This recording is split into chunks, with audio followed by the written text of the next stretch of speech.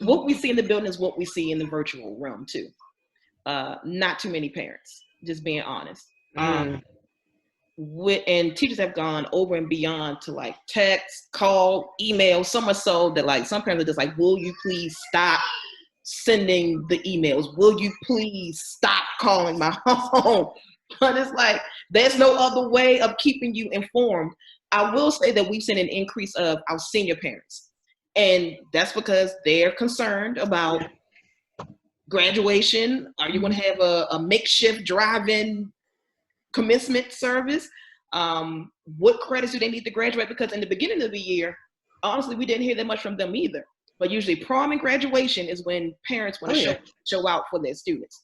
So we see an increase of senior parents, but everyone else is been kind of like baseline. Like what we see in the building is what we see even with our remote learning. But teachers have set the heat when it comes to like their touch points of like newsletters or video messages that they upload on their Google Classroom, or making like personal phone calls to students to get to parents. So it's been a lot of like just brainstorming and being a think partner for a lot of teachers as to how we can get the most traction when it comes to reaching our parents.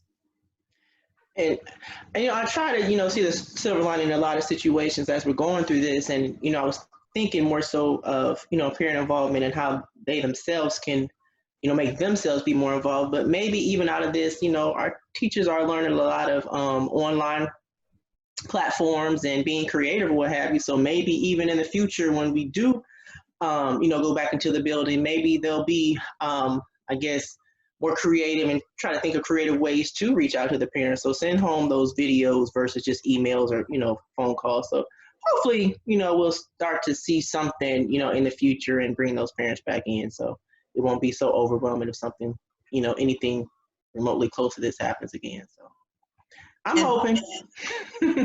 Before Ms. Whitehead speaks, when we're working with teachers, we always tell them that there's a difference between giving information and having communication.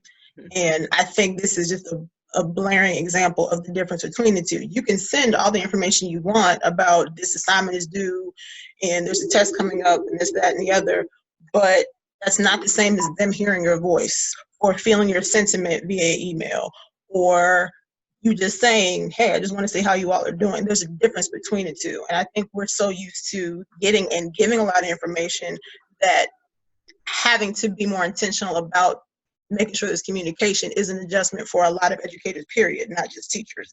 Because it can be very business-like and just, here's this paper, here's this form, turn this in, let's make sure everybody is what they need to be. But there's also a very emotional and social component of what we do. And I think we're having to rely more on that now. And that is also an adjustment for a lot of this. We initially saw a dip in parent communication. So our parents are usually pretty responsive to us because we try to make what we ask of them as reasonable as possible. So like I told Teeshawn's teachers in their meeting, instead of sending a parent an email, a lengthy email that they have to read and then respond to, we do a lot of surveys. So parents would rather click a button and maybe write a few words than to have to respond to an email. So we switched to stuff like that. But initially, just because everything was so new, there was so much information. So every time something new happened, we communicated. And I know that seems like that's a good thing, but like I was telling Teeshawn's folks, I am a person where if you inundate me with information, at a certain point, I'm going to be like, okay, I'm done. I don't want to hear anything. I don't want to see anything. It was just too much. So I knew if I was feeling that way, our parents had to have been feeling that and then some.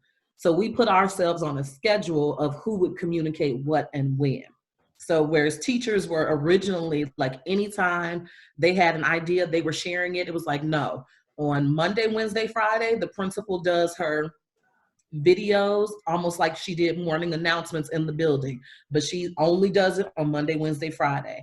On Tuesdays, that's when like the specials teachers post. So the gym teacher is still doing live workouts. He posts those on Tuesdays. It may not be until Thursday, but that is his day to post. On Wednesdays, that's when the flyers about our social emotional groups with the social workers go out.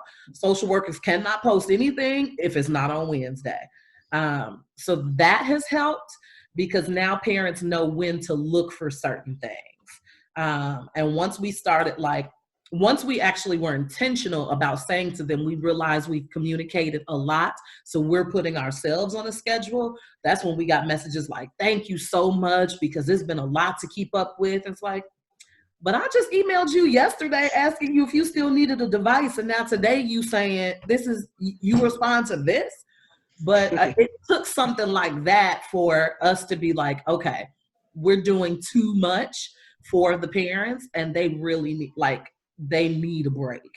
We had to calm that down a little bit. So since then, engagement has gone back up to where it has been previously. Okay.